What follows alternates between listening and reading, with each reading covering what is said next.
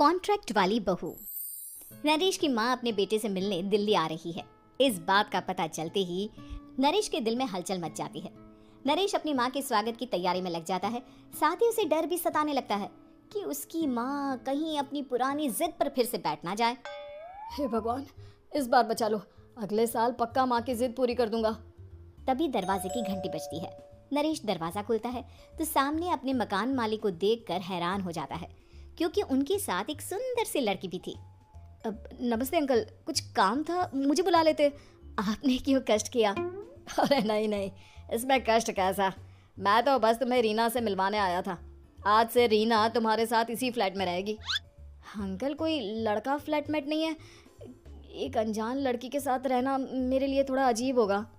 देखो नरेश, मैं तुम्हें पहले भी बता चुका हूँ कि इस फ्लैट में तुम्हें किसी ना किसी के साथ एडजस्ट करना ही होगा, या फिर तुम अकेले पूरे फ्लैट का किराया दे दो, मैं किसी को नहीं रखूंगा। नरेश अपने मकान मालिक की बात सुन के रीना के साथ रहने के लिए तैयार हो जाता है, पर अंदर ही अंदर उसे ये बात खाने लगती है कि वो अपनी माँ को क्या जवाब देगा जब उसकी माँ रीना के बारे में उसे पूछेगी। दिन बीतने लगते हैं। नरेश और रीना अच्छे दोस्त भी बन जाते हैं, पर अभी भी नरेश अपनी प्रॉब्लम का सलूशन नहीं ढूंढ पाता। एक दिन नरेश बहुत परेशान सा बैठा होता है। तभी रीना उसे पूछती है, क्या हुआ नरेश, तुम काफी परेशान लग रहे हो, सब ठीक तो है ना? हाँ सब ठीक है, बस एक छोटी सी प्रॉब्लम है। वो एक्चुअली 2 दिन बाद मेरी माँ मुझसे मिलने आ रही है। अरे तो इसमें प्रॉब्लम क्या है, ये तो खुशी की बात है। हाँ रीना, बट मेरी माँ एक जिद लेकर बैठ गई है कि मैं शादी कर लूँ, पर मैं अभी इस चीज़ के लिए तैयार नहीं हूँ। ऊपर से जब वो तुम्हें देखेगी तो 100 सवाल करेगी, क्या जवाब दूंगा? अरे इसमें कोई टेंशन वाली बात नहीं है, मेरे पास ना इस प्रॉब्लम का सलूशन है, जिससे ना तुम्हें शादी करनी पड़ेगी और ना ही तुम्हारी माँ मेरे बारे में कुछ पूछेंगी। रीना की बात सुनकर नरेश सोच में डूब जाता है। वो सोचता है कि रीना खुले ख्यालों वाली लड़की है, कहीं माँ को सच बता ना दे। नरेश को सोच में डूबा देखकर रीना कहती है, अरे क्या हुआ, किस सोच में पड़ गए? डोंट वरी, जैसा तुम सोच रहे हो ना वैसे कुछ भी नहीं है, मेरे पास एक प्लान है। मैं कुछ समझ नहीं पा रहा हूँ, कैसा प्लान? मैं समझाती हूँ।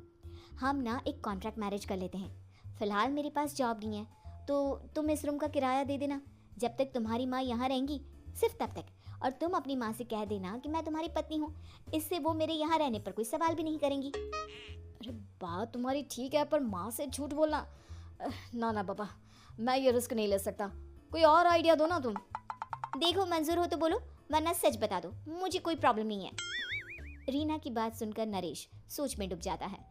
बहुत सोचने के बाद जब उसे कोई रास्ता नहीं मिलता तो वो रीना के बताए हुए रास्ते पर चलने के लिए तैयार हो जाता है। वो रीना से बात करता है और अपनी माँ की पसंद और नापसंद के बारे में बताता है। रीना भी नरेश की सभी बातों को ध्यान से सुनती है, ताकि कहीं उससे कोई गलती ना हो जाए। आखिर वो दिन भी आ जाता है जब नरेश की माँ उससे मिलने दिल्ली आ जाती है। नरेश अपनी माँ को फ्लैट पर लेकर जाता है। जैसे ही नरेश की माँ फ्लैट के अंदर जाती है, रीना उसके पैर छू लेती है। ये देखकर नरेश की माँ थोड़ी घबरा जाती है और नरेश से पूछती है, अरे बेटा नरेश, ये कौन है? माँ, ये आपकी बहू रीना है। माफ़ी चाहता हूँ, सब कुछ इतनी जल्दी में हुआ कि आपको बता ही नहीं पाया, इसलिए सोचा कि क्यों ना आपको सरप्राइज दिया जाए। अरे बेटा, मैं तो बस तेरा घर बसा हुआ देखना चाहती थी। हाँ, बहुत अरमान थे अपनी इकलौते बेटी की शादी को लेकर, लेकिन कोई बात नहीं, शायद किस्मत को यही मंजूर होगा। ये कहते ही नरेश की माँ रीना को गले लगा लेती है। रीना बेटिया, मेरा बेटा ना थोड़ा नादान है, पर तुम काफ़ी समझदार लगती हो, और मैं जानती हूँ कि तुम इसका बहुत अच्छे से ध्यान रखोगी। माँ आप चिंता मत कीजिए, मैं सब संभाल लूंगी। नरेश की माँ अपने बहू और बेटे के साथ खुशी खुशी रहने लगती है। दिन बीतने लगते हैं। नरेश की माँ और रीना का रिश्ता बहुत मजबूत होता चला जाता है। वो दोनों सारा दिन एक साथ रहती और खूब बातें करती। इधर साथ रहते रहते नरेश और रीना भी एक दूसरे से प्यार करने लगते हैं। दोनों को इस बात का एहसास हो जाता है, फिर भी वो इस बात को छुपा कर ही रखते हैं। एक दिन नरेश की माँ और रीना शादी के बारे में बात करने लगते हैं। रीना बिटिया, ये तो नरेश ने मुझे बिना बताए शादी कर ली, वरना मैं तो अपनी इकलौती बेटी की शादी इतनी धूमधाम से करती कि सारी दुनिया देखती रह जाती।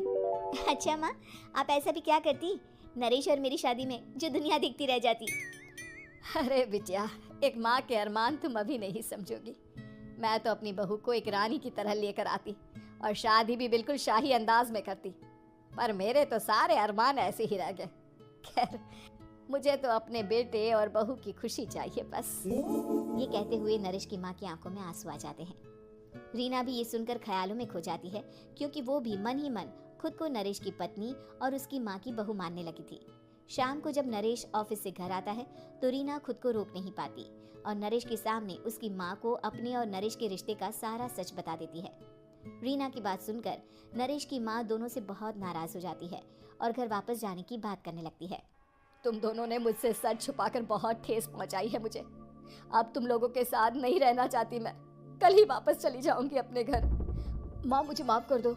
ये सब मैंने रीना के कहने पर ही किया है, वरना मैं भी आपको कभी ठेस पहुंचाने के बारे में सोच भी नहीं सकता।